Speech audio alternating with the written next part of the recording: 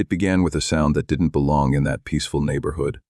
A deep, growling rumble that shattered the lazy stillness of the afternoon. Harley engines rolled down the street like thunder echoing through clear skies. 4 bikers came riding in, their black leather vests marked with the blazing symbol of the Hells Angels. Their shadows stretched long across the warm asphalt as curious neighbors peeked from behind curtains. Mothers hurried to pull their children inside. Even the breeze seemed to pause in uneasy silence. Then, cutting through that rough chorus of engines, came a soft and trembling voice. Small, frightened, yet painfully sincere. "Sir, will you buy my bike?" The men slowed. The roar of the Harleys faded into idle murmurs. At the edge of the sidewalk stood a little girl, maybe 6 years old. Her hair was light and tangled. Her dress looked freshly washed, yet her shoes were worn and tired. Beside her stood a pink bicycle with a tiny white basket. In her hands, she clutched a cardboard sign that read, "For sale." The smallest of the bikers, or perhaps simply the kindest, turned off his engine and climbed off. The others followed, the sound of their boots echoing heavily on the pavement. He knelt before the child, the chrome of his bike shining behind her like a cold mirror reflecting a cruel world. Her name was Mira, and her eyes carried something far too heavy for a child's face, exhaustion and quiet despair. Not far away, under the shade of a tree, a frail woman sat wrapped in a thin blanket. Her face was pale, her body weak. She looked like someone who had lost the strength even to hope. Mira's small fingers clutched her sign tighter. Her voice broke as she whispered, "Please.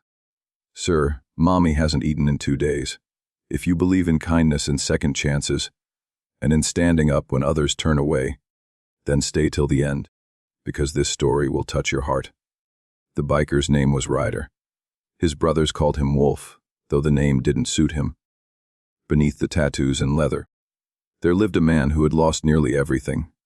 A father who'd vanished, a son he never saw again, and a faith in the world that had long since faded. But kneeling before that hungry little girl, something inside him stirred again. He asked softly what she meant, and between trembling words and tears, Mira told him the whole story. Her mother, Clara, had once worked for a local catering company, owned by none other than Mr. Hensley, a wealthy CEO adored by the town and praised in magazines for his so-called generosity. When the company downsized, Clara was among the many fired. She begged Hensley to keep her just a few more weeks, just long enough to feed her daughter. But Hensley didn't care. He told her she was replaceable. Since then, Clara had grown weak, unable to find work. Their bills piled up, the fridge emptied, and pride kept her from asking for help. So little Mira took her only treasure, her pink bicycle, and decided to sell it for food. Ryder felt something snap inside him, a fire he hadn't felt in years. His brothers, Tank, Viper, and Mason, exchanged looks. They didn't need to speak, they understood. It wasn't pity burning in their hearts. It was righteous anger. Ryder took out his wallet, pressed a thick wad of cash into Mira's tiny hand, and said gently, "Keep the bike, sweetheart." But this wasn't where the story ended. Ryder couldn't just drive away knowing that greed had stripped a mother and her child of everything. He told Mira to stay with her mother, promising he'd be back soon. Then, as the engines roared to life once more, the Hells Angels rode off, not as outlaws, but as men on a mission. They didn't carry weapons that day. What they carried was truth. They found Hensley's office, a tall glass tower gleaming in the afternoon sun, proud and untouchable, just like the man who owned it. The 4 bikers walked through its doors like a storm breaking through silence.